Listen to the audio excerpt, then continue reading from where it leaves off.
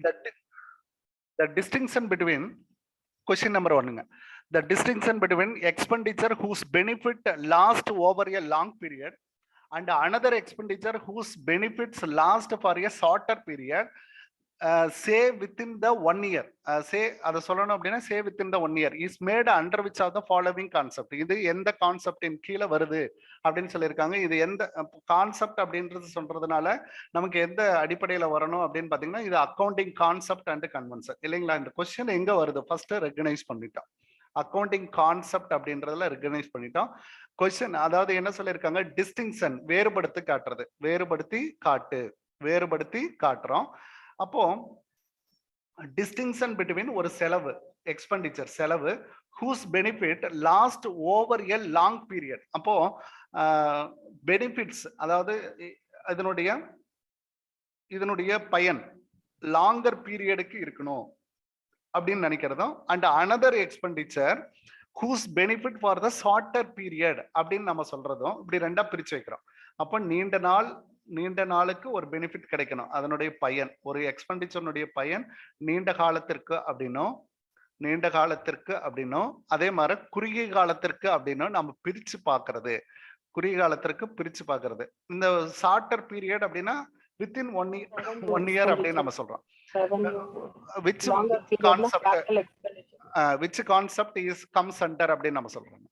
இதுல எந்த கான்செப்டின் கீழே வரும்? அக்கௌண்டிங் பீரியட் இருக்கிறதுக்கு வாய்ப்புகள் கிடையாது. ஏன்னா இந்த நீங்க இது ஒரு 14 பேர் போட்டிருக்கீங்க, அதனால என்னவாக இருக்கும் அப்படின்னா இந்த பீரியட்னு வர்றதுனால மேபி இந்த இடத்துல ஒரு ராங் வந்து பண்ணிருக்காங்க. இந்த செப்பரேட் என்டிட்டிக்கும் கோயிங் கன்சர்னுக்கு என்ன இது இருக்குங்க பாருங்க. இந்த ரெண்டுக்கு தான் வந்து போட்டியங்க. எல்லாருமே பாத்தீங்க அப்படின்னா மணி மெஷர்மெண்ட்டை விட்டுட்டாங்க, வெல்டனுங்க. ஏன்னா பணத்தால் மட்டுமே அளவிடப்படும் அப்படின்ற கான்செப்ட் கிடையாது. பிரிச்சு வைக்கிற ஓனரையும் பிரிச்சு வைக்கிறது தான் வந்து business entity concept. Okay, accounting பீரியட்ல இதுல ஒன்லி ஃபார் த பீரியாடிட்ரி கான்செப்ட். இந்த பீரியாடிட்ரி அப்படின்னு சொல்லப்படுறது அக்கவுண்டிங்னுடைய டிரான்சாக்சனை வந்து ரிப்போர்ட்டிங் இல்லையா, அக்கவுண்டிங் ஸ்டாண்டர்ட்ஸ்னுடைய ரிப்போர்ட்டிங் வந்து 1 year இருக்கணும், not for the full life of the business அப்படின்னு சொல்லி நம்ம சொல்லுவோம். அப்போ ஒவ்வொரு பீரியடும் 1 year இருக்கணும். அது வந்து 12 மாதங்களை உடையதாக இருக்கும். நார்மலா பாத்தீங்க அப்படின்னா 1st April தொடங்கலாம் அல்லது 1st January கூட தொடங்கலாம் அப்படின்னு சொல்லியிருப்பாங்க. அப்போ உங்களுடைய பிசினஸ் வந்து டாக்ஸபிள் பர்பஸ் இதுக்கெல்லாம் போறப்போ 1st April தொடங்கி நெக்ஸ்ட் இயர்ல முடியணும். இதை பத்தி தான் எக்ஸ்பிளைன் பண்ண அக்கௌண்டிங் பீரியட், வேற எதுவுமே அதுல வராதுங்க. அப்போ நீடித்த காலத்திற்கு பயன்படணும் அப்படின்னு சொல்லப்படுறது கோயிங் கன்சர்ன் கான்செப்ட். இதுல ஒரு ஃபர்ஸ்ட் வேர்டை நம்ம என்னன்னு சொல்லியிருப்போம் அப்படின்னா பிசினஸ்னுடைய லைஃப் அப்படின்றத என்ன சொல்லுவாங்க, பிசினஸ் லைஃப். இன்னொரு வார்த்தை என்ன சொல்லுவீங்க? Determine business life perpetual succession அல்லது டிட்டர்மைன்டு பை லாங்கர் பீரியட் அப்படின்னு சொல்லுவாங்க. லாங்கர் பீரியட் அதற்கு தகுந்தாற் போலதான் நம்மளோட இன்டெஃபினைட் பீரியட். Very good. அந்த கான்செப்ட் தான் நாங்க இன்டெஃபினைட் பீரியடுக்கு இருக்கணும். இன்டெஃபினைட் பீரியடுக்கு இருக்கிறதுனால நம்ம என்ன பண்றோம், சில எக்ஸ்பென்சஸ் வந்து லாங் டேர்ம்னு நம்ம பிரிக்க வேண்டியதாக இருக்கும். அது 1 yearல நமக்கு முடிகிற மாதிரி இருந்தா அது ஷார்ட்டர் பீரியட்ல கமிட் ஆகும். அப்போ அந்த இதெல்லாம் கரண்ட் அசட்டோட தொடர்புடையதாக இருக்கும். அது வந்து பிக்சட் அசட்டோட தொடர்புடையதாக இருக்கும். ஒன்னு கேபிட்டல் லாங்கர் பீரியடா இருந்தா கேபிட்டல் எக்ஸ்பெண்டிச்சரும், ஷார்ட்டர் பீரியடாக இருந்தா ஒர்க்கிங் கேபிட்டல் எக்ஸ்பெண்டிச்சரும் இருக்கும். இது கேபிட்டல் எக்ஸ்பெண்டிச்சர் பட்ஜெட்ல இருக்கு, இது ஒர்க்கிங் கேபிட்டல் பட்ஜெட்ல இருக்கும்.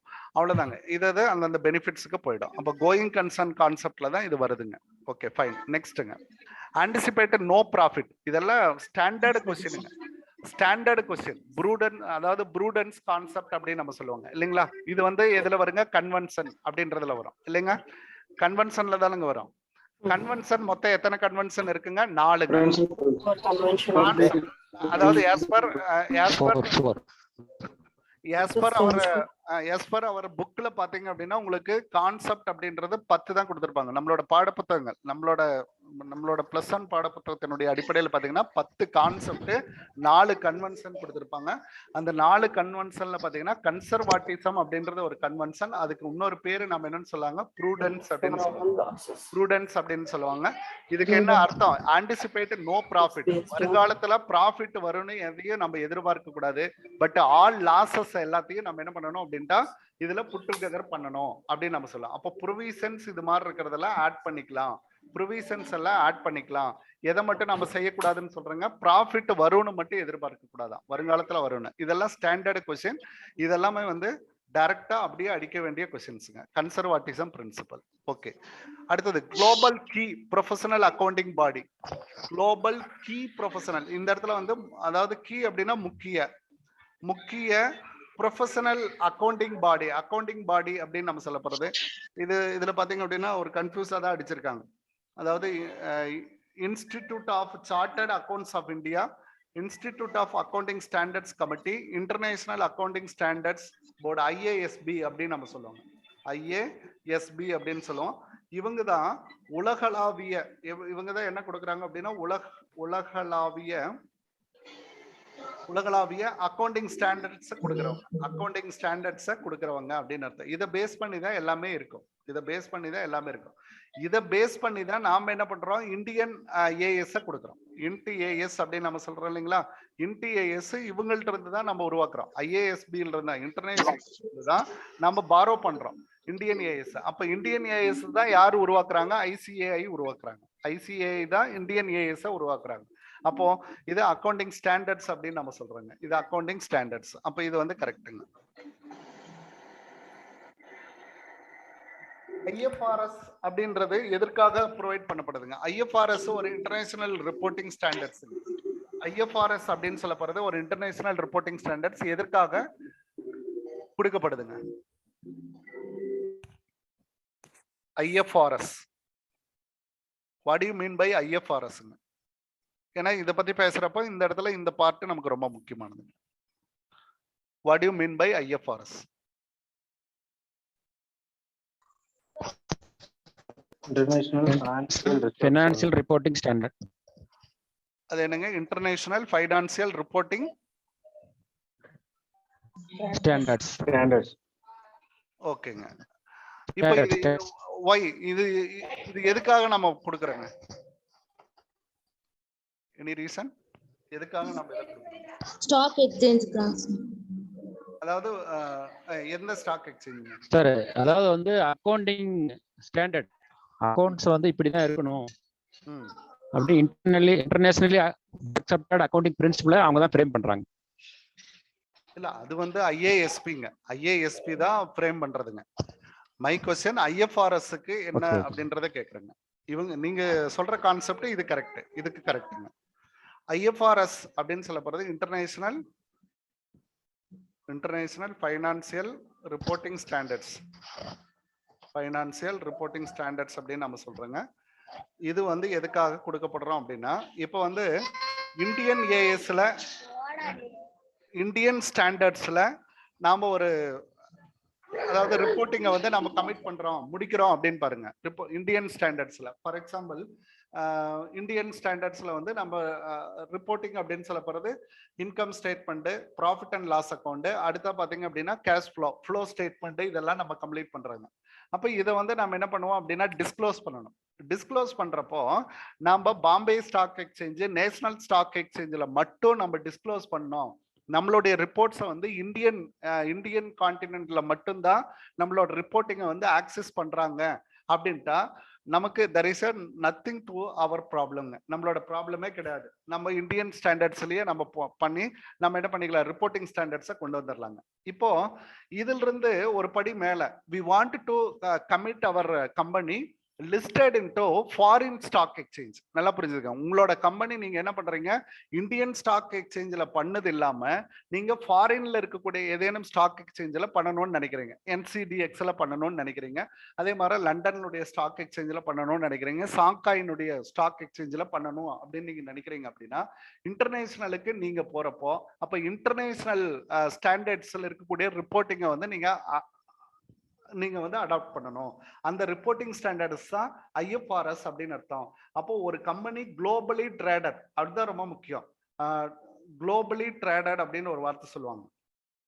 உங்க கம்பெனியும் வந்து ஷேர்ஸை வந்து குளோபலி ட்ரேடட் அண்ட் லிஸ்டட் அப்படின்றது தான். Listed stock exchange, globally traded listed stock exchange ஆக இருந்தா நீங்க கம்பல்சரி என்ன பண்ணணும் அப்படின்னா உங்களுடைய ரிப்போர்ட்டை ஐஎஃப்ஆர்எஸ்ல தான் பண்ணணும். இதுக்காக உருவாக்கப்படுறதுக்காக எக்ஸ்பிஆர்எல் அப்படின்னு சொல்லி ஒரு சாஃப்ட்வேரே இருக்குங்க. இந்த சாஃப்ட்வேரோடைய பேர் என்ன அப்படின்னு பாத்தீங்கன்னா எக்ஸ்டென்சிபிள் பிசினஸ் ரிப்போர்ட்டிங் லாங்குவேஜ் அப்படின்னு சொல்லுவாங்க. இதுக்கு பேர் என்னன்னு சொல்லுவாங்க, எக்ஸ்டென்சிபிள் பிசினஸ் ரிப்போர்ட்டிங் லாங்குவேஜ் அப்படின்னு சொல்லலாம். எப்படி நம்ம அக்கௌண்டிங் எல்லாம் ப்ரிப்பேர் பண்றதுக்கு டேலின் அப்படின்னு ஒரு சாஃப்ட்வேர் நம்ம படிக்கிறோமோ, அதே மாதிரி உங்களோட அக்கௌண்ட்ஸ் எல்லாமே வந்து டேலியில பண்ணதுக்கு அப்புறம் எக்ஸ்பிஆர்எல்ல கொடுத்தீங்க அப்படின்னா உங்களுக்கு ரிப்போர்ட்டிங் ஸ்டாண்டர்ட் அதாவது international reporting standard, that is called IFRS அது கன்வெர்ட் பண்ணி கொடுத்துருங்க. ஐஎஃப்ஆர்எஸ் நமக்கு கன்வெர்ட் பண்ணி கொடுத்துரும். வெரி சிம்பிள் லாஜிக்குங்க. நம்மளது என்ன மெத்தட்ல இருக்குங்க, ருப்பீஸ்ல இருக்கும் இல்லைங்களா? நம்மளோட அமௌண்ட் எல்லாம் பாத்தீங்கன்னா ருப்பீஸ்ல இருக்கும். நம்மளோட அமௌண்ட்டினுடைய வெர்ஷன் பாருங்க எந்த மாதிரி இருக்கும், க்ரோர்ஸ், லேக்ஸ் இந்த மாதிரி எல்லாம் நம்ம கொடுத்துருப்போம். இதே வந்து இன்டர்நேஷனல் போனீங்க அப்படின்னா உங்களுக்கு என்ன இருக்கும், மில்லியன்ல இருக்கும். அடுத்தா பாத்தீங்க அப்படின்னா இன்னொரு விஷயம் என்ன இருக்கும், டாலர்ல இருக்கும். குளோபலி அக்செப்டட் கரன்சி டாலர் அப்படின்னு சொல்றது டாலர்ல இருக்குங்க. அப்ப அந்த கன்வெர்டபிலிட்டி பாத்தீங்க அப்படின்னா அந்தந்த ஸ்டாக் எக்ஸ்சேஞ்சுக்கு தகுந்த பாரு உங்களுக்கு என்ன பண்ணியிருப்பாங்க அப்படின்னா அவங்களுடைய ஸ்டாண்டர்ட்ஸுக்கு தகுந்த மாதிரியும் குளோபல் ஸ்டாண்டர்ட்ஸ்க்கு தகுந்த மாதிரியும் அது அந்த ரிப்போர்ட்டிங்கை பிரிச்சு வச்சிருப்பாங்க. அதுதான் ஐஎஃப்ஆர்எஸ் அப்படின்னு அர்த்தங்க. இதெல்லாம் ரொம்ப முக்கியமாங்க, எக்ஸ்டென்சிவான விஷயமாக இருந்தாலும் இது நம்ம அந்த அக்கௌண்டிங் ஸ்டாண்டர்ட்ஸ்குள்ள வரக்கூடிய கேள்விகள் தான் அப்படின்றத மனசுல வச்சுக்கோங்க. அப்போ உங்களை பொறுத்த வரைக்கும் இது என்ன அப்படின்னு பாத்தீங்க அப்படின்னா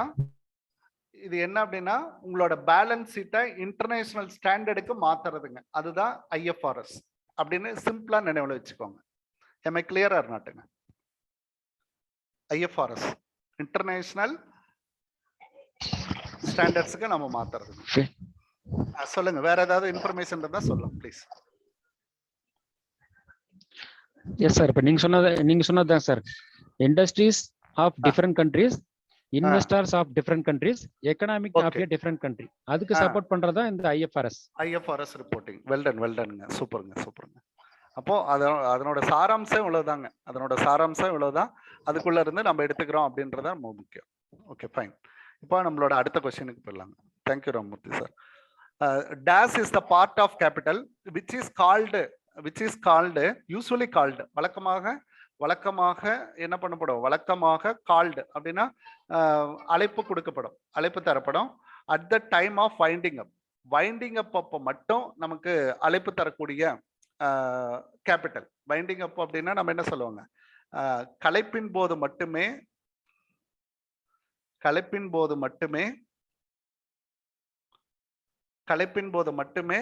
அழைக்கப்படும் கேபிட்டலுக்கு என்ன பேர் அப்படின்னு கேட்டிருக்கோம்.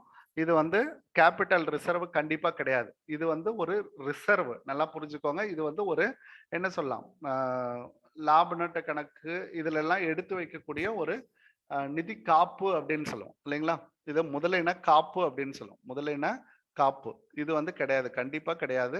இது முதலின காப்பு. அது வந்து நம்ம ஷேர் ஃபோர்ஃபீட் பண்ணி ரீஇஷ்யூ பண்ணும்போது கிடைக்கக்கூடிய அதேதாங்க. அதை வந்து அந்த பர்பஸ்க்காக மட்டும்தான் யூஸ் பண்ணணுங்க, வேற பர்பஸ்க்காக யூஸ் பண்ணக்கூடாது. அதான் ரொம்ப முக்கியம். இந்த மூணுமே பாத்தீங்க அப்படின்னா இதுல இருக்கக்கூடிய ஒரு பார்ட் தாங்க. ஃபர்ஸ்ட் அங்கீகரிக்கப்பட்ட மூலதனம். இந்த பிளஸ் டூல நமக்கு இருக்குங்க, பாத்திருக்கீங்களா? வரிசையா இருக்கும். ஒரு பேலன்ஸ் ஷீட் எடுத்தீங்கன்னா வரிசையா கொடுப்பாங்க. என்னென்ன ஃபர்ஸ்ட் வந்து நமக்கு authorised capital, issued capital, one by one capital, paid up capital, last reserve capital. சரிங்க, ஒன் பை ஒன்னா அப்ப பாருங்க எதுல இருந்து எது வரும். ஃபர்ஸ்ட் ஆத்தரைஸ்டு இல்லைங்களா? அட் த டைம் ஆஃப், எந்த டைம்ல நீங்க இது இஷ்யூ பண்ணுவீங்க, time at the time of. இது எப்ப வந்து டிஸ்ப்ளே பண்ணுவீங்க, அதாவது எப்ப நீங்க இதை காட்டுவீங்க? கம்பெனி ஸ்டார்ட் பண்ணும்போதுங்க சார். அப்போ when it's incorporate அப்படின்னு நம்ம சொல்லிடலாங்களா? Incorporate yes when sir. it's incorporate. Memorandum of association. அடுத்ததுங்க இன்செப்ஷன் அண்ட் இன்கார்பரேஷன் அப்படின்னு சொல்லிடுறேன். ஆத்தரைஸ்டு கேபிட்டல்ல இருந்து நமக்கு செகண்ட் என்ன வரும் அப்படின்னு பாத்தீங்கன்னா அதுல ஒரு பார்ட் ஆஃப் த ஆத்தரைஸ்டு கேபிட்டலை நம்ம என்ன பண்ணலாங்க, இஷ்யூ பண்ணுவோம் sir. Issued capital. Issued capital, வெளியிடும் மூலதனம் இல்லைங்களா, இஷ்யூடு கேபிட்டல். இது வந்து எப்ப பண்ணுவீங்க, அட் த டைம் ஆஃப். எல்லாத்துக்கும் இது மாதிரி எழுதலாம். கேபிட்டல் நம்ம கலெக்ட் பண்ணும்போது sir. when it raise to raise the capital from public இல்லைங்களா. Yes sir. when raise the public Prospectus. raise the raise from the public, raise from the public, raise from public னு சொல்லலாம். அல்லது உங்களுக்கு இது எங்க இடம் பெற்றிருக்கும் அப்படின்னா அட் ப்ராஸ்பெக்டஸ், ப்ராஸ்பெக்டஸ்ல இடம் பெற்றிருக்கும். எவ்வளவு ஷேரை நம்ம இஷ்யூ பண்றோம் அப்படின்றது ப்ராஸ்பெக்டஸ்ல இடம் பெற்றிருக்கும். சரி, அப்ப இதனுடைய போர்ஷன் தான் இல்லைங்க, ஆத்தரைஸ்டுடைய பார்ட்டாக தான் இருக்கும். ஒரு பகுதி ஆத்தரைஸ்டுடைய ஒரு பகுதி தான் இஷ்யூடு கேபிட்டலாக இருக்கும். ஓகே, இஷ்யூடுக்கு அடுத்தது உங்களுக்கு எப்ப இருக்குங்க, subscribed. Subscription capital. Subscribed capital ஒப்பியது அப்படின்னு சொல்லுவாங்க. ஓகே, இது எப்ப வருங்க, எந்த டைம்? பப்ளிக் சப்ஸ்கிரைப் பண்றது சார். இல்ல, பப்ளிக் சப்ஸ்கிரைப் பண்றது அந்த எந்த டைம்ல உங்களுக்கு தெரியும் அப்படின்றது.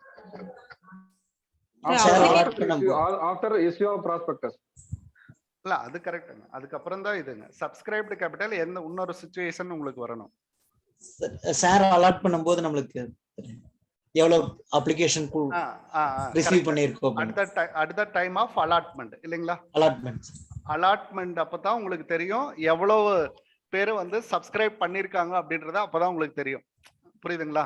அப்ப எவ்வளவு பேரு சப்ஸ்கிரைப் பண்ணிருக்காங்க, அதுல வந்து மினிமம் சப்ஸ்கிரிப்ஷன் அப்படின்ற கான்செப்ட் எல்லாம் இதுக்குள்ளதான் வரும் இல்லைங்களா. குறை ஒப்பம் அப்படின்னு நம்ம சொல்லுவோம். குறை ஒப்பம், குறும அளவு பங்கெடுப்பு. வெரி குட், வெரி குட், சூப்பருங்க. இது எல்லாமே வந்து at the time of allotment. Allotment அப்பதான் தெரியும். ஒதுக்கீடு செய்யும் போதுதான் உங்களுக்கு தெரியும் அப்படின்னு இருக்குங்க. ஒதுக்கீடு செய்யும் போதுதான் தெரியும். இதுக்கு அடுத்த ஸ்டேஜுங்க என்னவாக இருக்குங்க? இல்ல, இது வந்து இல்ல பெய்ட் அப் கேபிட்டல் அப்படின்ற சொல்றது கட்டலும் இது இன்னொரு இடத்துலயும் நமக்கு தெரியும். when it's complete the அப்ளிகேஷனுங்க. இது ஃபர்ஸ்ட் ஸ்டேஜ் வந்து அப்ளிகேஷன்லயே நமக்கு தெரிஞ்சிடும். when it's அப்ளிகேஷன் மணியை நம்ம ரிசீவ் பண்றோம் இல்லைங்க, அப்ளிகேஷன் மணியை ரிசீவ் பண்றப்பயே நமக்கு தெரிஞ்சிடும். அடுத்ததுங்க அதான் சார் பப்ளிக்குடைய ஆஃபர் சார். சப்ஸ்கிரைப்டு கேபிட்டல்ன்றதே பப்ளிக்குடைய ஆஃபர் தான். பப்ளிக் ஆஃபர் பண்ணாதான் அப்ளிகேஷன் ரிசீவ் பண்ணுவோம். பப்ளிக்னுடைய ஆஃபர் தான் அப்ளிகேஷன் ரிசீவ் பண்ணுவோம். ரைட்டா சார்? இல்ல, ஆஃபர்ங்கிறது நாம கொடுக்கறதுங்க. ஆஃபர் அப்படின்றது அதுக்கு வந்து சரியான வேர்டு வந்து application money at the time of அப்ளிகேஷனுங்க. Application money receive. Application money ரிசீவ்டுங்க. இது வந்து இப்போ நடைமுறையிலேயே பெரும்பாலும் கிடையாதுங்க. இந்த அப்ளிகேஷன் மணி எல்லாம் ரிசீவ் பண்றது லம்சம் அமௌண்ட் தான் இப்போ. ஆமா ஆமா, இப்போ எல்லாமே பிட் அப்படிம்பாங்க. அடுத்தது சப்ஸ்கிரைப்டு கேபிட்டல் வந்து at the time of application money or allotment அப்படின்னு கூட வச்சுக்கோங்க. இதுவும் கரெக்ட் தான். சம்டைம்ஸ் பாத்தீங்க அப்படின்னா அந்த ரெண்டு சேர்ந்து வரப்பயே ஒன்னா வந்துடும், அலாட்மெண்ட் அப்படின்னு சொல்லலாம். அடுத்தது பெய்ட் அப் கேபிட்டல் இல்லைங்களா. இதுக்கு அடுத்து பெய்ட் அப் கேபிட்டல் வரும். செலுத்திய மூலதனம் அப்படின்னு நம்ம சொல்லுவோம் இல்லைங்களா. சப்ஸ்கிரைப்டு கேபிட்டல் எவ்வளவு வேணாலும் இருக்கலாம். சப்ஸ்கிரைப்டு கேபிட்டல் நம்ம கொடுக்கறத விட குறைவாகவும் இருக்கலாம், அதிகமாகவும் இருக்கலாம். அதுல எவ்வளவு பே பண்ணிருக்காங்க, பெய்டு அப்படின்றது பேஸ் வேல்யூல வருமா, எதுல வருங்க? Face value sir. இப்போ இதுக்கு அடுத்தது இன்னொன்னு என்ன வரும் அப்படின்னா called up capital. Called up capital call money நம்ம ரிசீவ் பண்றதுக்காக, அதாவது எவ்வளவு ரூபா அப்படின்னா at the time of first call, at the time of call money அப்படின்னு போட்டுக்கலாம். கால் மணி ரிசீவ பொறுத்து தான் உங்களுக்கு கால்ட் அப் கேபிட்டல் வரும். அது வரைக்கும் அலாட்மெண்ட்ல தான் இருக்கும். பெய்ட் அப் கேபிட்டல் அப்படின்றது வந்து இதுவும் வந்து பாத்தீங்க அப்படின்னா அலாட்மெண்டோட நின்றுடும். பெய்ட் அப் கேபிட்டல் அப்படின்றது application money and allotment. Application money and allotment இது வந்து இந்த ஸ்டேஜ் கொடுத்துடலாம். அதான் கரெக்டா இருக்குங்க. அலாட்மெண்ட் அப்படின்னு நம்ம சொல்லலாம். At the time of allotment. இதுக்கு கால் மணி. அப்போ கால் மணி எவ்வளவு நம்ம இன்னும் பெண்டிங் இருக்கோ அதை மட்டும் லெஸ் பண்ணி ஃபேஸ் வேல்யூல லெஸ் பண்ணி பார்த்தோம் அப்படின்னா கால்ட் அப் கேபிட்டலாக இருக்கும். வாங்க வேண்டிய, அதாவது இன்னும் வராம இருக்கிறத கழிச்சிட்டோம் அப்படின்னா எவ்வளவு மணி வாங்கி இருக்கிறோம் அப்படின்றது நமக்கு தெரியும். அதுக்கு அடுத்தது நமக்கு என்னவாக இருக்குங்க? ரிசர்வ் கேபிட்டல் இல்லைங்களா? Reserve capital. இப்ப என்னோட கொஸ்டின் உங்களுக்கு என்ன அப்படின்னா, ரிசர்வ் கேபிட்டல் அப்படின்னு சொல்லப்படுறது ஒரு குறிப்பிட்ட தொகை, அதாவது குறிப்பிட்ட பங்குகளை வந்து எடுத்து வச்சிருப்பாங்க. இந்த பங்குகள் வந்து எப்போ அப்படின்னா கலைப்பின் போது மட்டும் பெற்றுக்கலாம் அப்படின்னு சொல்லி எடுத்து வச்சிருப்பாங்க. இது வந்து பெய்ட் அப் கேபிட்டலினுடைய ஒரு பகுதியா அல்லது கால்ட் அப் கேபிட்டலினுடைய ஒரு பகுதியா? இது வந்து அன்கால்டு கேபிட்டல் சார். இதுக்கு வந்து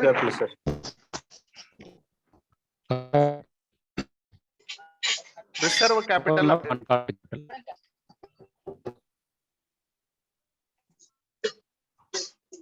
இது வந்து இல்ல, அன்கால்டு கேபிட்டல் அப்படின்றது நாம கால் பண்ணலனாவே அது அன்கால்டு கேபிட்டல் தான். ரிசர்வ் கேபிட்டல் அதுல ஒரு யூஸ்ஃபுல்லான ஒரு பகுதி, அதுல ஒரு இம்பார்ட்டன்டான ஒரு பகுதி ரிசர்வ் கேபிட்டல் அப்படின்றது. அது என்ன அப்படின்னா அடுத்த டைம் ஆஃப் வைண்ட் அப் ஆகிறப்ப மட்டும்தான் அந்த கால் மணிவை ரிசீவ் பண்ண போறாங்க. இப்போ இது வந்து 4வது ஸ்டேஜ்ல இருந்து வருமா 5வது ஸ்டேஜ்ல இருந்து வருமா? அதுதான் ரொம்ப முக்கியம். Sir called up capital 5th ஸ்டேஜ்ல இருந்து வரும் சார். 5th ஸ்டேஜுக்கு அப்புறம் தான் இது வரும். கரெக்ட்டுங்க. ஏன் அப்படின்னா பெய்ட் அப்புக்கு அப்புறம் தான் கால்ட் அப்புக்கு வருங்க. பெய்ட் அப்புக்கு அப்புறம் தான் நமக்கு கால்ட் அப்பு. அப்போ அழைப்பு மணியை மட்டும்தான் என்ன பண்ணாம வச்சிருப்பாங்க, அலாட்மெண்ட் பண்ணிட்டு, இதுக்கும் பாத்தீங்கன்னா அலாட்மெண்ட் பண்ணிடுவாங்க. அப்போ அழைப்பு பணத்தை மட்டுமே என்ன பண்ணிருப்பாங்க, நிலுவையில வச்சிருப்பாங்க, ரிசர்வா வச்சிருப்பாங்க. இது வந்து எல்லா ஷேர் ஹோல்டருக்குமே பண்ண மாட்டாங்க. நல்லா புரியுதான்னு பாருங்க. எல்லா ஷேர் ஹோல்டருக்குமே பண்ண மாட்டாங்க. ஏன் அப்படின்ட்டா காமன் பப்ளிக்ல வந்து நமக்கு இஷ்யூ ஆயிரும். பெரும்பாலும் பாத்தீங்க அப்படின்னா இது அந்த அந்த ப்ரமோட்டர் லெவல்ல இருக்காங்க பாத்தீங்களா, ஒரு சிலர் அவங்களுக்கு தெரிஞ்சவங்க அல்லது நல்ல பர்சன் அப்படின்ற தெரிஞ்சவங்களை மட்டும்தான் ஒரு குறிப்பிட்ட பர்சன்ஸ் வந்து அழைப்பு பணத்தை வாங்காம வச்சிருப்பாங்க. அப்படின்னா என்னங்க, அவங்களோட பகுதி மட்டும் கடைசி வரைக்கும் செலுத்தாமையே இருக்கும். வைண்டிங் அப்பப்போ நமக்கு பெரிய தொகை தேவைப்படும், அப்ப செலுத்திக்கலாம் அப்படின்ட்டு வச்சிருப்பாங்க. அப்போ அந்த ஷேர் கேபிட்டலை நீங்க என்ன பண்ண முடியாதுங்க, ட்ரேட் பண்ண முடியாது. நல்லா புரியுதான்னு பாருங்க. ரிசர்வ் கேபிட்டல்ல யார் பண்ணிருக்கீங்களோ அது வந்து ட்ரேட் பண்ண முடியாது. ஒய்?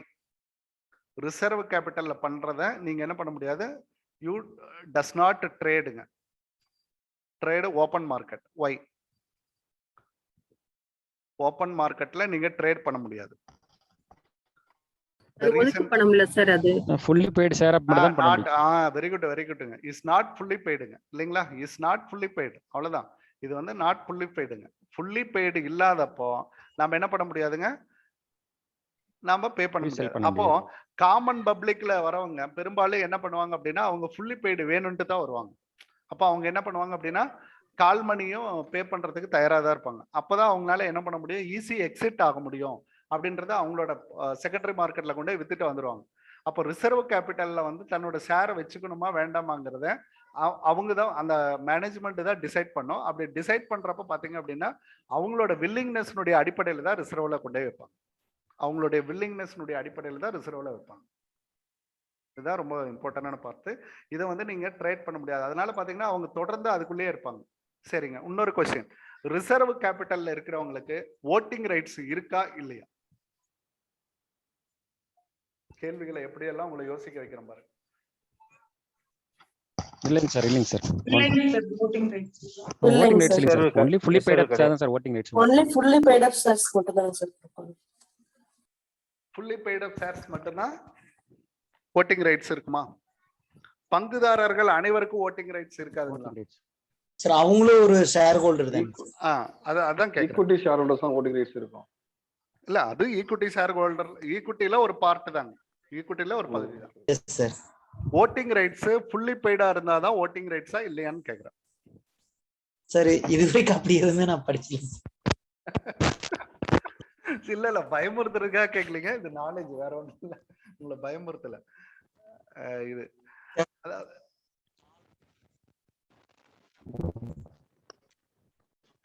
voting rights அப்படின்றது ஈக்குவலி, அதாவது ஒரு பங்கு ஒரு வாக்கு இல்லைங்களா? நம்ம வந்து அப்படித்தானே பாக்குறோம். ஒரு பங்கு ஒரு வாக்கு, whether it is fully paid or not, இப்படிதான் நம்ம பார்க்கணும். Whether it is fully paid or not, அந்த கம்பெனியோட டிசிஷன் தானுங்க. நாட் பெய்டுங்கிறது அந்த கம்பெனியோட டிசிஷன் தான். இந்த இடத்துல வந்து ஓட்டு எடுக்கிறப்ப நீங்க என்ன பார்க்க கூடாதுங்க, அந்த இடத்துல வந்து பார்க்க கூடாது. நம்மளோட சப்ஸ்கிரைப்டு கேபிட்டல் அனைவருக்குமே நீங்க என்ன பண்ணணும் அப்படின்ட்டா கண்டிப்பா ஓட்டிங் ரைட்ஸை கொடுக்கணும். ஓட்டிங் ரைட்ஸ் கண்டிப்பா கொடுக்கணும். கேள்விகள் யோசிக்கிறப்ப பாருங்க எவ்வளவு வருதுன்ட்டு. ஈக்விட்டி ஷேர் ஹோல்டர்ஸா இருந்தாங்கன்னா ரிசர்வ் கேபிட்டல் இருந்தாலும் ஓட்டிங் ரைட்ஸ் உண்டு. ஓட்டிங் ரைட்ஸ் உண்டு கிடையாது. ஆமாங்க, ப்ரிஃபரன்ஸ் ஷேர் கிடையாதுங்க.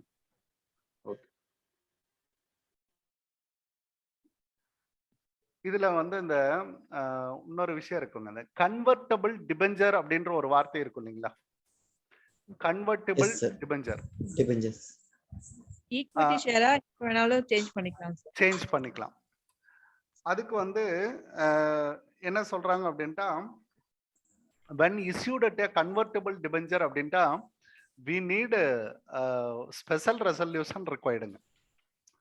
ஏன் அப்படின்னு பாத்தீங்க அப்படின்ட்டா, அந்த டிபெஞ்சர் அப்படின்றது கடன் வாங்குறது தான். பட் அந்த கடன் வாங்குறப்போ அதுல என்ன ஆகும் அப்படின்னா, ஈக்விட்டி ஷேரா மாறுறப்போ உங்களுக்கு ஓனர்ஷிப் வந்து டைலூஷன் ஆகுது அப்படின்றான். அதாவது எக்ஸிஸ்டிங்ல வந்து ஒரு 100 ஷேர் ஹோல்டர் தான் இருக்காங்கன்னு பாருங்க, 100 ஷேர் ஹோல்டர் மட்டுமே அந்த கம்பெனியை வந்து ஹோல்டு பண்ணியிருக்காங்க.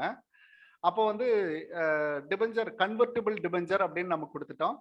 கன்வெர்ட்டிபிள் டிபெஞ்சராக இருக்கிறப்போ இப்போ என்ன ஆகும், ஒரு குறிப்பிட்ட எண்டு வரப்போ அதனுடைய மெச்சூரிட்டி பீரியட் வரப்போ அந்த அந்த டிபெஞ்சர் அனைத்தும் நமக்கு என்னவா மாறிடும், ஈக்விட்டி ஷேரா மாறிடும். அப்போ என்ன ஆகும் அப்படின்னு பார்த்தீங்கன்னா, இந்த டிபெஞ்சர்ல இருக்கிறதெல்லாம் எங்க போயிடுங்க, ஷேர் கேபிட்டலுக்கு போயிடும். இதில் இருக்கிறது எல்லாமே அப்படியே என்ன ஆயிருங்க, ஷேர் கேபிட்டலுக்கு போயிடும்.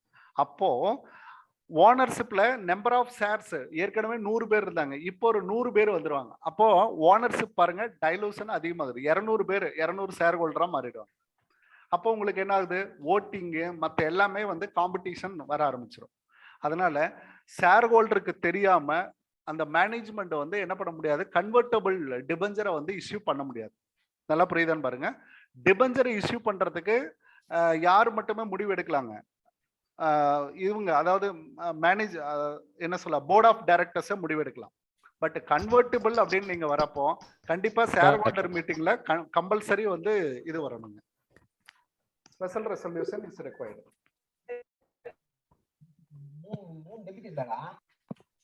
ஓகே, வேற ஏதாவது பாயிண்ட் அதுல ரிலவெண்டா ஏதாவது சொல்லணும்னாலும் நீங்க சொல்லலாம் ப்ளீஸ்.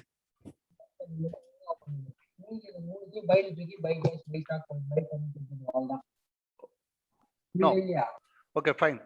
இப்போ எப்பயுமே நீங்க பாருங்க, ஓனர்ஷிப்ல எதெல்லாம் பிரச்சனை ஏற்படுதோ அப்பெல்லாம் வந்து கண்டிப்பா அவங்க என்ன பண்ணிடுவாங்க அப்படின்ட்டா ஸ்பெஷல் ரெசல்யூஷனுக்கு கால் பண்ணிடுவாங்க. ஸ்பெஷல் ரெசல்யூஷன் கம்பல்சரி வரும். 75% என்ன பண்ணிருக்கணும் அப்படின்னா கண்டிப்பா அதுக்கு வந்து ஃபேவரா வாக்கு செலுத்தி இருக்கணும். 75 மெம்பர்ஸ் 75% ஆர் 3/4 மெஜாரிட்டி 3/4 மெஜாரிட்டியில அந்த ரெசல்யூஷன் வந்து பாஸ் ஆகணும். அதான் ரொம்ப முக்கியம். Okay, the company usually debit the share capital account with dash till the date of share forfeiture. Share forfeiture அதாவது நிறுவனம் வழக்கமாக பங்கு மூலதன கணக்கில் இருந்து டேஷ் பங்குகளை பறிமுதல் செய்யும் தேதி வரை டெபிட் செய்கிறது அப்படின்னு சொல்லியிருக்காங்க. அதாவது the company usually debit share capital.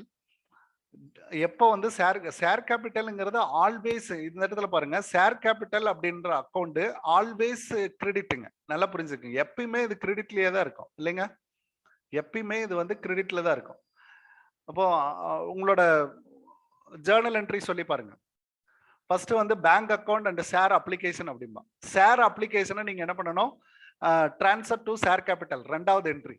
அப்ப நீங்க என்ன பண்ணுவீங்க, share application account data to share capital, share capital application account data to share capital. Allotment வரப்பையும் ஷேர் கேபிட்டல் வந்து கிரெடிட் ஆகும். கால் மணி வரப்போ ஷேர் கேபிட்டலுங்க. அதுவும் வந்து ஃபர்ஸ்ட் வந்து ஷேர் கேபிட்டல கொடுத்துட்டு அதுக்கப்புறம் தான் கால் மணியை ரிசீவ் பண்ணுவீங்க. அப்ளிகேஷன்ல மட்டும் தான் ஃபர்ஸ்ட் மணியை ரிசீவ் பண்ணிட்டு அதுக்கப்புறம் டிரான்ஸ்ஃபர் பண்ணுவீங்க. அப்பதான் வந்து அந்த குரும பங்கப்பம், அதாவது மினிமம் சப்ஸ்கிரிப்ஷன் இதெல்லாம் நீங்க அதெல்லாமே பாப்பீங்க. ப்ரோரேட்டா பேசிஸ் இதெல்லாமே அலாட்மெண்ட் கொடுத்துருவீங்க. அதுக்கப்புறம் தான் உங்களுக்கு மிகை ஒப்பம் அது இருக்கிறப்ப கண்டிப்பா வரும். அடுத்தது இதெல்லாம் வந்ததுக்கு அப்புறம் உங்களுக்கு என்ன ஆகணும் அப்படின்னு பாத்தீங்கன்னா, கால் மணி அலாட்மெண்ட், கால் மணி இதுல எல்லாம் வரப்போ ஃபர்ஸ்ட் ஷேர் கேபிட்டலை கொடுத்துட்டு அதுக்கப்புறம் தான் மணியை வந்து ரிசீவ் பண்ணுவோம். ஷேர் கேபிட்டல் அப்படின்றது ஆல்வேஸ் என்னவாக இருக்கும் அப்படின்னு பாத்தீங்கன்னா டெபிட் ஆக இருக்கும். ஆல்வேஸ் நமக்கு என்னவாக இருக்கும், சாரி கிரெடிட் ஆக இருக்கும். இந்த இடத்துல என்ன சொல்றோம் அப்படின்னா usually debit, the company usually debits the share capital account with the dash till date the share for future பண்ணும் வரை எந்த அக்கௌண்ட்ல நமக்கு வந்து இது வச்சிருப்போம் அப்படின்னு சொல்லி கேக்குறாங்க. எந்த அக்கௌண்ட்ல எந்த அக்கௌண்ட்ல நீங்க வந்து எந்த அக்கௌண்ட்ல டெபிட் பண்ணி வச்சிருப்பீங்கன்னு கேக்குறாங்க. ஷேர் கேபிட்டல் அக்கௌண்ட எந்த அக்கௌண்ட்ல டெபிட் பண்ணி வச்சிருப்பீங்க அப்படின்னு சொல்லி கேட்பாங்க. கால்ட் அப் கேபிட்டல்ல தான் சார். ஏன்னா பர்ஃபிச்சர் பண்ணும்போது கால்ட் அப் ஃபர்ஸ்ட் கால் செகண்ட் கால் அந்த மாதிரி ஏதோ பே பண்ணாத இருப்பாங்க சார். அப்பதான் பர்ஃபிச்சர் பண்ணுவாங்க. ஆமா ஆமாங்க. சோ அப்ப வந்து ஷேர் கேபிட்டல் அக்கவுண்ட் டெபிட் வச்சுட்டு ஷேர் பர்ஃபிச்சர் அந்த கால் மணி எவ்வளவு கால் மணி வந்து அத வந்து இதுல பண்ணுவீங்க. கரெக்ட். Okay fine. அந்த அந்த என்ட்ரிவே தான் இந்த மாதிரி ஒரு கேள்வியே கேட்டிருக்காங்க. இது எல்லாமே வந்து கொஸ்டின்ல இருந்து எடுக்கப்பட்டதுங்க. இது எல்லாமே பாத்தீங்க அப்படின்னா கொஸ்டின்ல இருந்து தான் நான் எடுத்திருக்கேன். அதனால பாத்தீங்கன்னா ஒவ்வொன்றும் புதுசா உங்களுக்கு இருக்கிற மாதிரி இருக்கும். Okay fine. அடுத்து dash will be transferred. Dash will be transferred to the dash because it refers revenue and capital nature. revenue of capital nature. ஒரு வருமானம் அது என்னவாக இருக்கு அப்படின்னா வருமானம் எந்த நேச்சர்ல இருக்கு அப்படின்னா கேபிட்டல் மூலதன வரவாக இருக்கு. இது வந்து எந்த அடிப்படையில் இருக்கு அப்படின்னா மூலதன வரவாக இருக்கு அப்படின்னு சொல்றோம். dash will be transferred. ஒரு வருமானத்தை நம்ம மாத்துறப்போ அது மூலதன வரவாக இருக்கு அப்படின்னா எந்த அக்கௌண்ட்டுக்கு நம்ம மாத்துவோம் அப்படின்னு சொல்லி கேட்டிருக்காங்க. அப்போ சர்ப்ளஸ் அக்கௌண்ட்டுங்கிறது இது மாதிரி எல்லாம் ஒரு அக்கௌண்டே நமக்கு இதுல கிடையாதுங்க. எதுல கிடையாது? ப்ராஃபிட் அண்ட் லாஸ் அக்கௌண்ட்ல கிடையாதுங்க. இந்த சர்ப்ளஸ் அப்படின்ற அக்கௌண்ட் எல்லாம் நான் ட்ரேடிங் ப்ராஃபிட் அக்கௌண்ட்ல தான் வரும். சர்ப்ளஸ் டெஃபிஷியன்சி நான் ப்ராஃபிட் ஆர்கனைசேஷன்ல தான் வரும். செக்யூரிட்டி பிரீமியம் அப்படின்னு சொல்லப்படுறதுல எது வருங்க? Share premium account. Share premium வர்றது மட்டும்தான் இதுல வரும். அதாவது பங்கு முனைமம் அப்படின்னு சொல்லுவீங்க, அது மட்டும்தான் இதுல வரும். ஜெனரல் ரிசர்வ் அப்படின்றது நத்திங் பட் இது எப்படி சொல்லாங்க? ஜெனரல் ரிசர்வ் அப்படின்றது nothing but profit and loss account அப்படின்னு தான் அர்த்தம். Profit and loss account. Free reserve அப்படின்ற மாதிரி தாங்க இது. Profit and loss account. அந்த மேனேஜ்மெண்ட் முடிவு செஞ்சா என்ன பண்ணிக்கலாங்க? ப்ராஃபிட் அண்ட் லாஸ் அக்கௌண்ட்டை அந்த வருஷத்துல கிடைச்ச ப்ராஃபிட்ல ஒரு பகுதியை நம்ம என்ன பண்ணலாம் அப்படின்னா ஜெனரல் ரிசர்வுக்கு டிரான்ஸ்ஃபர் பண்ணி வச்சிருப்போம். பொது காப்பு. அந்த பொது காப்புல இருந்து எப்போ வேணாலும் தேவைப்படுற அமௌண்ட்டை நம்ம எடுத்துக்கலாம். பொது காப்புல இருந்து அந்த மேனேஜ்மெண்ட் தான் முடிவு செய்யும். அந்த மேனேஜ்மெண்ட் முடிவு பண்ணிட்டு அந்த பொது காப்பு யூட்டிலைஸ் பண்ணிக்கலாம். But never been utilised for capital ரிசர்வ்ங்க. கேபிட்டல் ரிசர்வை பிசினஸ்னுடைய பர்பஸ்க்காக யூஸ் பண்ணக்கூடாது. பட் ஆனா அது எப்போ மட்டும் தான் யூஸ் பண்ணணும்? கேபிட்டல் நேச்சர்ல ஏதாவது ஒரு ஹேப்பனிங் நடக்கிறப்பதான் யூஸ் பண்ணணும் அப்படின்றான். எப்போ என்ன நடக்கும் அப்படின்னு பாத்தீங்கன்னா இப்போ issue of capital underwriting ஏதாவது கொடுக்கறது, இஷ்யூ ஆஃப் கேபிட்டல் வரப்போ நமக்கு பணம் தேவைப்படுது அப்படின்னா அப்போ மட்டும் நீங்க கேபிட்டல் ரிசர்வை யூஸ் பண்ணலாம். இஷ்யூ ஆஃப் கேபிட்டல் வரப்போ நீங்க யூஸ் பண்ணலாம். ஏன்னா பர்ஃபியூச்சர் பண்றப்ப தானே நீங்க உங்களுக்கு வருமானம் வருதுங்க. அது கால்டா அவன் பே பண்ண அமௌண்ட்டை நம்ம கேபிட்டல் ரிசர்வுக்கு கொண்டு வந்துடுறோம். அப்போ அந்த அமௌண்ட்டை நீங்க எப்பெல்லாம் யூஸ் பண்ணிக்கலாம் அப்படின்னா when it's raising the capital. அப்போ சம் அண்டர் ரைட்டிங் கமிஷன்லாம் நீங்க கொடுக்க வேண்டியதா இருக்கு அப்படின்னா அப்பெல்லாம் நீங்க பயன்படுத்திக்கலாம் அதையே. அப்போ only the purpose of issuing கேபிட்டலுக்கு மட்டும்தான் கேபிட்டல் ரிசர்வை நீங்க பயன்படுத்தணும். கேபிட்டல் ரிசர்வை பயன்படுத்தணும். இதுல இன்னொரு ரிசர்வ் இருக்குமா? அதாவது capital redemption reserve. Capital redemption reserve. Okay. அப்படினா இது என்னமா? Company is going to purchase its own shares. Buyback shares. இல்ல? Out of free reserves. Buyback shares. அதுக்கு அதான buyback share. அந்த ஷேர் வந்து திரும்ப வாங்கிட்டு பணம் கொடுக்கணும். திரும்ப வாங்கிட்டு நம்ம என்ன பண்றோம்? பணம் கொடுக்குறாங்க. buyback shares அப்படின்னு சொல்லுவோம். அப்ப அந்த சிச்சுவேஷன் வரப்ப நம்ம என்ன பண்ணலாம் அப்படின்னா அந்த கேபிட்டலை வந்து நீங்க யூட்டிலைஸ் பண்ணிக்கலாம். கேபிட்டலை வந்து யூட்டிலைஸ் பண்ணிக்கலாம். இது வந்து இந்த கேபிட்டல் ரிடம்ஷன் ரிசர்வ் அப்படின்றது எப்போ நம்ம எடுத்து வைப்போம் அப்படின்னு பாத்தீங்க அப்படின்னா when it's issuing the capitalலயே நமக்கு இது ஸ்டார்ட் ஆயிக்கும்ன்றான். அந்த கேபிட்டல் ஒன்னு இஷ்யூ பண்ணிட்டீங்கன்னாவே அதுல இருந்து நீங்க என்ன பண்ணலாம் அப்படின்ட்டா ரிடம்ஷன் ரிசர்வை நீங்க கிரியேட் பண்ண ஆரம்பிச்சுக்கலாம். இப்போ ஃபார் எக்ஸாம்பிள் நீங்க என்ன பண்ணலாம் அப்படின்ட்டா ப்ரிஃபரன்ஸ், அதாவது ரிடீமபிள் ப்ரிஃபரன்ஸ் ஷேர்ஸ் அப்படின்னு இருக்குன்னு பாருங்க. ரிடீமபிள் ப்ரிஃபரன்ஸ் ஷேர்ஸ் இதை வந்து நீங்க இஷ்யூ பண்றீங்க. ப்ரிஃபரன்ஸ் ஷேர்ஸ் இருக்கு அப்படின்னா இதை வந்து நம்ம இஷ்யூ பண்ணி கேபிட்டல்ல ரைஸ் பண்ணிடுறோம். அதுக்கு தேவையான பணம் நம்மகிட்ட வந்துருச்சுங்க. வந்த நாள்ல இருந்தே நம்ம என்ன பண்ணலாம் அப்படின்னா நம்மள்ட்ட இருக்கக்கூடிய ப்ராஃபிட்ல ஒரு சர்டைன் பர்சன்டேஜை நீங்க என்ன பண்ணலாம் ஒதுக்க ஆரம்பிச்சிடலாம். அட்லீஸ்ட் ஒரு 10%, நாட் ஃபார் எக்ஸாக்ட்லி 10%. அது வந்து நீங்க என்ன அப்படின்னா ஒரு குறிப்பிட்ட பர்சன்டேஜ் லாபம் இருக்கிறப்ப எல்லாம் நீங்க என்ன பண்ணலாம் ஒவ்வொரு ஆண்டுமே வந்து இந்த கேபிட்டல் ரிடம்ஷன் ரிசர்வுக்கு நீங்க என்ன பண்ணலாம் கிரியேட் பண்ண ஆரம்பிச்சிடலாம். when it's issue பண்ணதுல இருந்தே. அப்போ எப்போ உங்களுக்கு தேவைப்படும் அப்படின்னு சொல்றேன் பாருங்க. எப்போ அது தேவைப்படும்? when it's redeem the particular shares, particular debenture. அந்த டிபெஞ்சரோ அல்லது ஷேர்ஸோ அதுதான் கேபிட்டல்ல தான் வரும். அதை வந்து borrowed கேபிட்டல் அப்படின்னு தான் சொல்லுவோம். அப்போ உங்களுக்கு பணம் தேவைப்படும். அப்போ நீங்க என்ன பண்ணிக்கலாம் அப்படின்னா அந்த கேபிட்டல் ரிடம்ஷன் ரிசர்வ் வந்து நீங்க என்ன பண்ணிக்கலாம் பயன்படுத்திக்கலாம் அப்படின்னு அர்த்தங்க. பயன்படுத்திக்கலாம் அப்படின்னு அர்த்தம். ஓகே, இப்போ இந்த சிஆர்ஆர் அப்படின்னு சொல்லக்கூடிய இந்த கேபிட்டல் ரிடம்ஷன் ரிசர்வ் இருக்கு இல்லைங்களா? இப்போ நம்ம ஒவ்வொரு ஆண்டும் ஒரு குறிப்பிட்ட தொகையை நம்ம என்ன பண்றோம் அப்படின்னா எடுத்து வைக்கிறோங்க. ஒரு குறிப்பிட்ட தொகையை நம்ம எடுத்து வைக்கிறோம். அப்படி எடுத்து வைக்கிறப்போ நமக்கு என்ன ஆகும், ஒரு அமௌண்ட் வந்து கிரியேட் ஆகிட்டே இருக்கும். ஆனாலும் அந்த பணம் என்ன ஆகக்கூடாது அப்படின்னா ideally kept, not ideally kept. ஐடியலா இருக்கக்கூடாது. அப்படின்னா என்ன, வேஸ்டா வந்து பிசினஸ்குள்ளேயே வச்சுட்டே இருக்கக்கூடாது. ஏன்னா ரிடீமபிள் ப்ரிஃபரன்ஸ் ஷேர் அடுத்து 7 வருஷத்துக்கு அப்புறம் தான் நீங்க ரிடீம் பண்றீங்க அப்படின்னா ப்ரிஃபரன்ஸ் ஷேர்ஸ் அந்த 7 வருடமா நீங்க வருஷம் எடுத்துட்டு வர தொகையை அப்படியே போட்டு வச்சுக்கிட்டே இருக்கக்கூடாது. அது என்ன சொல்றோம் அப்படின்னா நாம ஒரு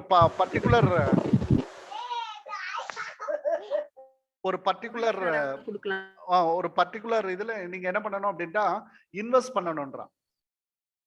இன்வெஸ்ட்மெண்ட் பண்ணிக்கலாம். இது வந்து அசெட். அதாவது கேபிட்டல் ரிடம்ஷன் ரிசர்வை நீங்க என்ன பண்ணிக்கலாம் அப்படின்ட்டா நீங்க வந்து you have got it for the go for investment. நீங்க சிஆர்ஆர் வந்து இன்வெஸ்ட் பண்ணிக்கலாம்ன்றான். சிஆர்ஆர் வந்து நீங்க என்ன பண்ணிக்கலாம் இன்வெஸ்ட்மெண்ட் பண்ணிக்கலாம். அப்படி இன்வெஸ்ட்மெண்ட் பண்ணீங்க அப்படின்னா இது வந்து அசெட் சைடு, இது வந்து அசெட்டுக்கு வந்துடும். அப்போ ரிடம்ஷன் ரிசர்வ் இன்வெஸ்ட்மெண்ட் அக்கௌண்ட் அப்படின்றான். ரிடம்ஷன் ரிசர்வ் இன்வெஸ்ட்மெண்ட் அக்கௌண்ட் அப்படின்னு ஒன்று சொல்லி அசெட் சைடுக்கு நீங்க பண்ணலாம். அப்போ கேபிட்டல் சைடுல இருக்கக்கூடிய அந்த ரிடம்ஷன் ரிசர்வ் வேற எந்த பர்பஸ்க்கு யூஸ் பண்ணக்கூடாது. அதனால ரிடம்ஷன் அப்பதான் நம்ம யூஸ் பண்ணணும். அதனால அந்த பணத்தை எடுத்து வைக்கிற பணத்தை நம்ம என்ன பண்ணலாம் அப்படின்ட்டா ஒரு பர்டிகுலரான ஒரு நல்ல இன்வெஸ்ட்மெண்ட்ல வந்து நீங்க கொடுக்கணும். அந்த இன்வெஸ்ட்மெண்ட் எப்போ முடியணும் அப்படின்னா அந்த ரிடம்ஷனுக்கு முன்னாடி முடிஞ்சிடும். அந்த இன்வெஸ்ட்மெண்ட் வந்து நீங்க ரீபேக் பண்ணிடணும். அந்த மாதிரியான ஒரு இன்வெஸ்ட்மெண்ட்ல கொடுக்கணும். அதுதான் ரொம்ப முக்கியமா சொல்லியிருப்பாங்க. அடுத்தது இது இன்வெஸ்ட்மெண்ட் பண்றதுனால fully paid bonus share கொடுக்கலாம்ல சார்? பண்ணலாம். fully paid bonus share issue பண்ணலாம்ல சார்? யூஸ் பண்ணிக்கலாம். அடுத்தது இதனால இன்வெஸ்ட்மெண்ட்ல இருந்து நமக்கு என்ன கிடைக்குங்க, ஒரு இன்ட்ரெஸ்ட் கிடைக்குங்க. ஒரு இன்ட்ரெஸ்ட் கிடைக்கும். ஓகேங்களா? இந்த இன்ட்ரெஸ்ட் கிடைக்கிறத எங்க அனுப்பணுங்க? இப்போ என்னோட क्वेश्चंस பாருங்க. இப்போ இந்த ரிசர்வ்ல இருந்து ஒரு இன்ட்ரெஸ்ட் வருது. அப்போ அந்த இன்ட்ரெஸ்ட்டை நீங்க எங்க அனுப்பலாம்? இது வந்து எகைன் நீங்க கேபிட்டல் ரிடம்ஷன் ரிசர்வுக்கு அனுப்புவீங்களா அல்லது வேற ரிசர்வுக்கு அனுப்புவீங்களா? இப்போ நான் இந்த இடத்துல ஒன்று எழுதுறேன். கேபிட்டல் ரிடம்ஷன் ரிசர்வ் சிஆர்ஆருக்கு அனுப்புவீங்களா அல்லது ஜெனரல் ரிசர்வுக்கு அனுப்புவீங்களா? இதுல இருந்து கிடைக்கிற இன்ட்ரெஸ்ட்டை எந்த பக்கம் அனுப்புவீங்கன்னு கேட்குறேன். சிஆர்ஆர் கேபிட்டல் ரிடம்ஷன் ரிசர்வ்க்கு தான் சார் அனுப்புவோம். Any other? இதுதான் கேபிட்டல் ரிசர்வ்க்கு ட்ரான்ஸ்ஃபர் பண்ணலாமா? ஏன்னா அது யூட்டிலைஸ் பண்ண போறது இல்ல சார். அது தனியா ஒதுக்கி வச்சுக்கலாம்ல. அது கேபிட்டல் ரிசர்வ். கேபிட்டல் ரிசர்வ் இந்த இடத்துல ரொம்ப சிஆர்ஆர் தான் சார் போணும். இந்த இடத்துல இதுதாங்க நம்மளோட அண்டர்ஸ்டாண்டிங் அப்படின்றது. நம்ம டெப்தா படிக்கிறதா இந்த இடத்துல வந்து ரொம்ப முக்கியங்க. கேபிட்டல் ரிடம்ஷன் ரிசர்வ் அப்படின்னு ஒன்று ஒரு ஒதுக்கு ஒரு பைபேக்குக்காக நீங்க ஒரு ஒதுக்கு கொண்டு வரீங்க அப்படின்னா அந்த ஒதுக்கு வந்து எப்பயுமே என்ன எதுக்கு மட்டும்தான் இருக்கணும் அப்படின்னா எவ்வளவு ஷேர் கேபிட்டலோ அந்த அளவுக்கு மட்டும்தான் இருக்கணும். அந்த அளவுக்கு மட்டும்தான் இருக்கணும். அதுல எக்ஸ்ட்ரா அமௌண்ட் எதுவுமே இருக்கக்கூடாதுன்றான். அது ஒரு இம்பார்ட்டன்ட்டுங்க. அப்போ இன்கேஸ் அதுல இருந்து ஏதாவது இன்வெஸ்ட்மெண்ட் பண்ணி அதுல இருந்து இன்கம் வந்துச்சுன்னா அது ஜெனரல் ரிசர்வுக்கு கொண்டு போயிடுங்க அப்படின்றான். அந்த மேனேஜ்மெண்ட் அந்த ரிசர்வை எஃபிஷியண்டா பயன்படுத்தினதுனால வந்த இன்கம், அந்த இன்கம் வந்து ஜெனரல் ரிசர்வ், அது வந்து காமன் பிசினஸ் பர்பஸ்க்காக யூஸ் பண்ணிக்கணும். எதுங்க, அந்த இன்ட்ரெஸ்ட்டை மட்டும் காமன் பர்பஸ்க்காக யூஸ் பண்ணிக்கலாம். இதுதான் அந்த இந்த இந்த பாயிண்ட்டுக்காகத்தான் உங்களை இவ்வளவு தூரம் சுத்தி சுத்தி வந்ததுங்க. இதெல்லாம் நீங்க பார்த்து வச்சுக்கோங்க. இந்த ரிடம்ஷன் ரிசர்வ்னால கிடைக்கக்கூடிய வருமானத்தை மட்டும், ஏன்னா இன்வெஸ்ட்மெண்ட்னால கிடைச்ச இன்ட்ரெஸ்ட்டை மட்டும் என்ன பண்ணிக்காங்க அப்படின்னா ஜெனரல் ரிசர்வுக்கு கொண்டு போயிடுவாங்க. அது வந்து ரிடம்ஷனுக்கு கொண்டு போக தேவையில்லைங்க. ஓகே, இதெல்லாம் இது எக்ஸ்ட்ராடினரி தாங்க. உங்களுக்கு வந்து இதெல்லாம் இருக்கு அப்படின்றத காட்டிலும் இதெல்லாம் அது ஒரு பாயிண்ட் வந்துச்சுன்னா அதுக்குள்ள இம்பார்ட்டன்டான கேட்கப்படுற விஷயங்கள் எல்லாத்தையும் நம்ம அதுக்குள்ள கொண்டு வந்துடுறோம். அவ்வளவுதான். அப்போ மனசுல ஈஸியா பதிஞ்சிடும். உங்களுக்கு வந்து ரிடம்ஷன் அப்படின்ற பார்ட்டே இல்லதாங்க. ரிடம்ஷன் அப்படின்ற பார்ட்டே நமக்கு இல்லை அப்படின்றதான். ஆனா பட் ஷேர்ஸ்ல அந்த வேர்ட் எல்லாம் இருக்கு, அக்கௌண்டிங் ஆப்ஷன்ஸ்ல வந்து இல்லைங்க. ஓகே, இன்னொரு 3 questions முடிச்சலாம். Dash is used to those amount which are received over and above the par value of shares. Over அதாவது those amount received over and above the par value of shares. இது ரொம்ப ஈஸிங்க இல்லைங்க. முகமதிப்பை விட கூடுதலாக, முகமதிப்பு இல்லைங்களா, முகமதிப்பை விட கூடுதலாக வெளியிடும் தொகை. கூடுதலாக ஓவர் அப்படின்னு கொடுத்துட்டாங்க. அப்போ எபோவ், கூடுதலாக வெளியிடும் தொகை என்னவாக இருக்கும்? செக்யூரிட்டிஸ் பிரீமியம், ஷேர் பிரீமியம், அவ்வளவுதாங்க. முனைமம் அப்படின்னு நம்ம சொல்லுவோம். இதுக்கு பேரு நம்ம என்னன்னு சொல்லுவோம்? முனைமம். டைரக்ட் கொஸ்டின் தான். கால் இன் அட்வான்ஸ் எல்லாம் கிடையாதுங்க. அட்வான்ஸ்ங்கிறது எப்போ வருங்க? கால் இன் அட்வான்ஸ் பே பண்ணுன்னு சொல்லுவோம். நம்ம ஷேர் கால் மணி வந்து சீக்கிரமா பே பண்ணுங்க அப்படின்னு சொல்லுவோம். அலாட்மெண்ட் பண்றப்பயே உங்களுக்கு என்ன ஆயிடும் அப்படின்னா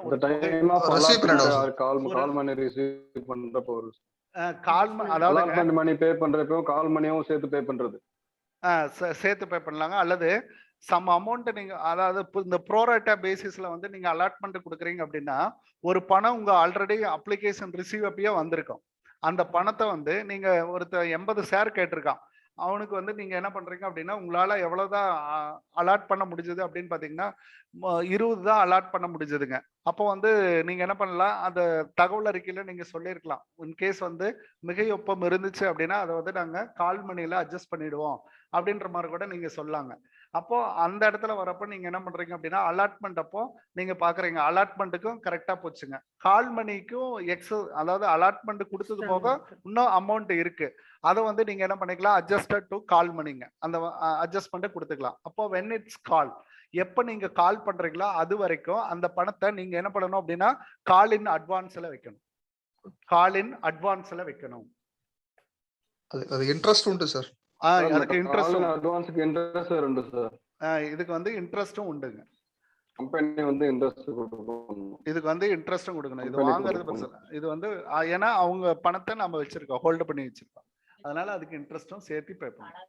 அப்போ இதுக்கு வந்து கொடுக்கணும் அப்படின்றது ஒரு இயல்பு. சரிங்க, கால் இன் அட்வான்ஸ் அப்படின்ற அக்கௌண்ட் லைபிலிட்டி சைடுல வருமா அசெட் சைடுல வருமா? லைபிலிட்டி சைடுல வரும். Liability sir. Liability sir. Okay, இனியதா லைபிலிட்டி தான். அப்ப கால்ஸ் இன் அரியர் அப்படின்றது அது ரெடியூஸ் பண்ணிடுவோம். அது ரெடியூஸ் பண்ணுவோம், இது அட்வான்ஸ் ஆட் பண்ணுவோம். Arrear asset sir. Calls in arrear asset. Calls in advance அப்படின்றது இது வந்து நம்ம have to add in the add பண்ணுவோம். லைபிலிட்டி சைடு இது வந்து அரியர் வந்து இது வந்து லைபிலிட்டி. உங்களோட கருத்து வந்து liability. Okay fine. Calls in arrear அப்படின்றது அசெட்டா லைபிலிட்டியா? இன்னும் பணம் வந்து சேவ்ல asset. Calls in arrear asset. Calls in arrear is called asset. எப்படி சொல்லாங்க அசெட்ஸ் எப்படி இத மீன் பண்ணுவீங்க? Accrual sir. அது வர வேண்டியது. வர வேண்டிய அமௌண்ட் சார். நமக்கு very good. Outstanding amount sir. அது அவுட்ஸ்டாண்டிங் இந்த வேர்ட் எல்லாம் நீங்க சொல்றீங்க பாருங்க, அதுக்காக தான் உங்களை வந்து கேக்குறது. அக்ரூவல் கூடியுள்ளது அப்படின்னு அர்த்தம். கண்டிப்பா அது வந்துடும், கூடியுள்ள அப்படின்னு அர்த்தம். ஃபைன். ஷேர் கேபிட்டல் அக்கவுண்ட் அப்படின்றது இது வந்து ஆல்வேஸ் லைபிலிட்டி சைடுல தான் இருக்கும். கிரெடிட் அக்கௌண்ட் லைபிலிட்டிஸ் ஒரே ஒரு டைம் மட்டும் டெபிட்ல வரும் சார். பர்ஃபீச்சர் பண்றப்போ. ஓகே. ஷேர் பர்ஃபீட் பண்றப்ப மட்டும் டெபிட்ல வரும். ஓகே.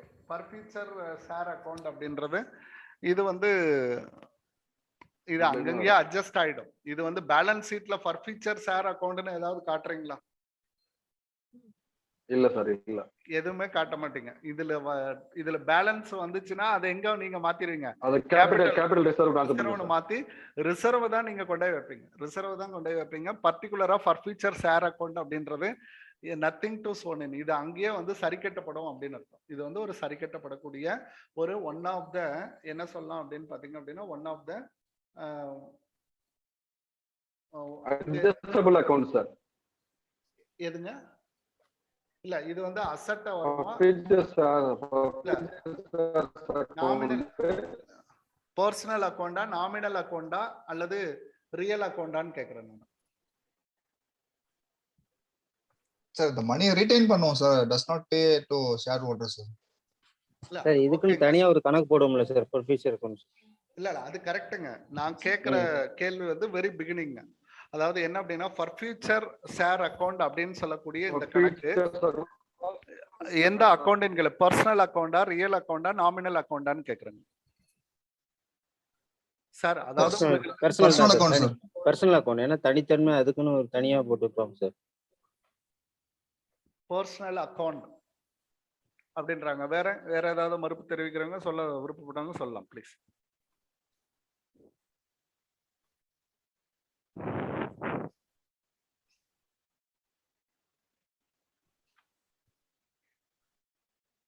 ஒரு அக்கௌண்டினுடைய தன்மையை ஒரு பர்சனலா வரும் அப்படின்ற ஒரு அக்கௌண்டினுடைய தன்மையை பொறுத்து அது வந்து நமக்கு என்னவாக இருக்கும் அப்படின்ட்டா பர்சனல், ரியல் அண்ட் நாமினல் அப்படின்னு நம்ம கிளாஸிஃபை பண்றோம் இல்லைங்க. பர்சனல், ரியல் அண்ட் நாமினல் அப்படின்னு நம்ம கிளாஸிஃபை பண்றோம்.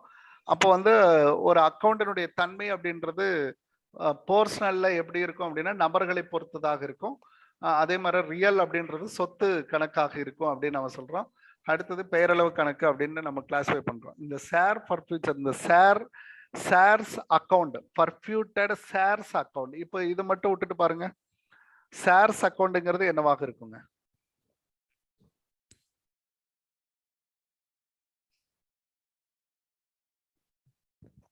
ஷேர் அப்படின்னா யார சொல்லுவோம்? பங்கு இல்லைங்களா?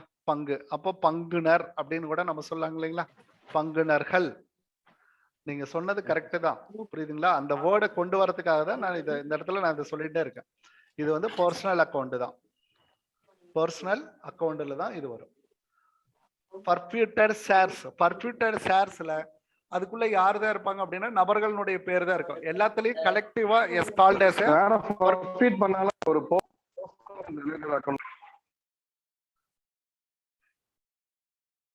என்னங்க, என்ன சொல்ல வரீங்க? சார் பர்ஃபீட் பண்ணா ஒரு பர்சன் தான் சார் பர்ஃபீட் பண்ணுவோம். அது பர்சன் ரிலேட்டட் அக்கவுண்ட் தான சார். ஆமா, அத வந்து அதுக்குள்ள மறைஞ்சிருக்கு. அதனால தான் அந்த வேர்டை உங்கள்ட்ட இருந்து டிரைவ் பண்ணதுக்கான காரணம். ஒரு அக்கவுண்ட் அப்படின்றத ஓபன் பண்றப்ப இது என்ன அக்கவுண்ட் அப்படின்றத நம்ம நிலவுல கொண்டு வரணும். அதுக்காக சரிங்க. In case of under subscription issued capital will be less than subscribed capital. எந்த ஸ்டேட்மெண்ட் நாட் ட்ரூங்கறா, உண்மை அல்ல அப்படின்னு சொல்றோம். நாட் ட்ரூங்க, உண்மை அல்ல, உண்மை அல்ல. இப்போ இது பாருங்க, இது இந்த ஸ்டேட்மெண்ட்டுக்காக தான் இந்த இடத்துல நம்ம நடத்தினது. இங்க நடத்துறப்ப இது வந்துருச்சு இல்லைங்களா? எது ஹையஸ்ட்ங்க? ஆத்தரைஸ்டு. இஸ்யூ 2வது, சப்ஸ்கிரைப்டு 3வது, பெய்ட் அப் 4வது, கால்ட் அப் 5வது, ரிசர்வ்டு கடைசி. இப்போ இதுல பாருங்க, issued capital can never be, ஒருபோதும் இல்லை. நெவர் அப்படின்னா என்ன? ஒருபோதும் இருக்காது. பீனா இரு, அப்போ நெவர்னா இருக்காது அப்படின்னு எழுதணும். இருக்க முடியாது, ஏன்னா கேன் இருக்கு. அப்போ அதனால இருக்க முடியும், அதனால முடியாதுன்னு போடணும். இஸ்யூடு கேபிட்டல் இருக்க முடியாது. எப்படி? ஆத்தரைஸ்டு கேபிட்டலை விட அதிகமாக இருக்க முடியாது. இந்த क्वेश्चन கரெக்ட் தானே? Second point correct. அவ பாருங்க கரெக்ட் தான். Reserve capital can be called at the time of winding up. இதுவும் வந்து கரெக்டான. அடுத்து paid up capital is a part of called up capital. Called அதுவும் அப் correct தான். கேபிட்டல்னுடைய ஒரு பகுதி இல்லைங்களா, ஒரு பகுதி. அப்போ டீப்பா நம்ம படிச்சா மட்டும்தாங்க இதுக்குள்ள நமக்கு இருக்கிற விஷயங்கள் வருங்க. அப்ப இந்த மூணுமே கரெக்ட், இந்த மூணுமே கரெக்ட். எது இன்கரெக்ட்? அண்டர் சப்ஸ்கிரிப்ஷன் அப்படின்றது issued capital will be less subscribed capital, less than subscribed capital. அப்போ நம்ம வெளியிட்ட முதல் subscribed capital-ஐ விட குறைவாக இருக்கு அப்படின்னு சொல்லியிருக்காங்க. இது தவறான ஸ்டேட்மெண்ட் சார். இது வெளியிட்ட முதல் சப்ஸ்கிரைபரை விட குறைவா இருக்கு. அப்போ இந்த இடத்துல என்ன அர்த்தம் இல்லை, இந்த இதுக்கு வந்து ஓவர் சப்ஸ்கிரிப்ஷன் அர்த்தங்க. இந்த இதுக்கு இந்த ஸ்டேட்மெண்ட்டுக்கு என்ன பொருளுங்க? ஓவர் சப்ஸ்கிரிப்ஷன் அர்த்தம். Is not under subscription. இதுக்கு பேரு நம்ம என்னன்னு சொல்லாங்க? ஓவர் சப்ஸ்கிரிப்ஷன், அதிகமா வந்திருக்கு அப்படின்னு அர்த்தம். இது ஓவர் சப்ஸ்கிரிப்ஷனாக இருக்கு அப்படின்றத இதனுடைய ஓகேங்க. இதுவும் ஒரு டைரக்ட் கொஸ்டின் தான் சார். டைரக்ட் கொஸ்டின் தான், இதுவும் டைரக்ட் கொஸ்டின் தான். பாருங்க, இது எல்லாமே பாத்தீங்கன்னா +2 புத்தகத்துல அப்படியே வரி வரியா இருக்குங்க. Under subscription, over subscription. நம்ம பாட புத்தகங்களுக்கு வந்து நமக்கு எக்ஸப்ஷனலே கிடையாதுங்க. நீங்க கம்பெனி அக்கௌண்ட்ஸ் நமக்கு இல்ல கேட்க மாட்டாங்க அப்படின்னு எல்லாம் நினைச்சுக்க வேண்டாங்க. ஸ்கூல் புத்தகத்துல இருந்து பங்குகள் அப்படின்ற கேட்டகரி நமக்கு வந்ததுனால அதுல ஷேர் கேபிட்டல் அப்படின்ற பகுதியும் நம்மளோட இணைஞ்ச பகுதி தான். அதனால அதுவும் நமக்கு வரும் அப்படின்றத மனசுல வச்சுக்கோங்க. Okay okay fine. இந்த கொஸ்டினோட அப்படியே இருக்கட்டும். இன்றைய நாள் வந்து ஒரு மிக முக்கியமான ஒரு தொடக்கமாக இருக்கட்டும். ஒவ்வொரு நாளுமே நம்ம வந்து இனிமேல் கொஞ்சம் ஆக்சிலரேட் பண்ணிக்குவோம். ஏன் அப்படின்னு பார்த்தீங்க அப்படின்ட்டா, இந்த மாதிரியான டிஸ்கஷன் வகுப்புகள் அப்படின்றது வந்து நமக்கு மோர் என்ரிச்சிங் ஆஃப் அவர் நாலேஜ். அது வந்து இந்த மாதிரியான பீஸ்ஃபுல்லான டைம்ல நம்ம பண்ணிட்டு இருக்கிறத ப்ரீவியஸ்ல எல்லாம் நம்ம ரொம்ப அக்ரெசிவா பண்ணோம். அதனால பார்த்தீங்க அப்படின்னா அதுல இருந்து நல்ல ஒரு இன்புட் நமக்கு கிடைச்சது. அதை அப்படியே கொஞ்சம் ஆக்டிவேட் பண்ணுவோம். மற்ற எல்லாருமே வந்து பார்ட்டிசிபேட் பண்ணுங்க. நிறைய விஷயங்கள் வந்து ஒரு எக்ஸ்ப்ளோரேஷன் கிடைக்கும், மற்றவங்களுக்கு பயன்படும். மற்றும் ஒரு இனிய தருணத்துல நம்ம மீட் பண்ணுவாங்க. இன்னைக்கு பார்ட்டிசிபேஷனுக்கு ரொம்ப நன்றி. மீண்டும் சந்திப்போங்க அடுத்த வகுப்புலங்க. Okay sir, thank you sir. Thank you sir. Thank you sir. Thank you sir. Thank you sir. Thank you, sir. Thank you, sir.